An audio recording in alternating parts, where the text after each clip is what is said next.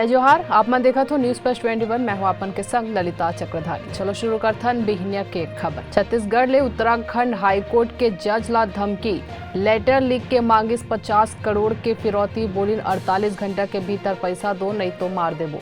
प्रधानमंत्री नरेंद्र मोदी मोरबी जाही, ब्रिज हादसा के पीड़ित परिवार ले मिलही। भारतीय रिजर्व बैंक भारत के पहली डिजिटल करेंसी के शुरुआत करही। विदेश मंत्री एस जयशंकर एससीओ के मीटिंग में वर्चुअली शामिल होही। गृह मंत्री अमित शाह हिमाचल जाही, यहाँ 6 रैली लकर ही संबोधित। उत्तराखंड में धामी सरकार के बड़े फैसला, 436 पुराना और जर्जर पुल के जगह बनी नवा ब्रिज। दिल्ली एनसीआर में प्रदूषण के मार, एयर क्वालिटी बहुत खराब श्रेणी में पहुंची।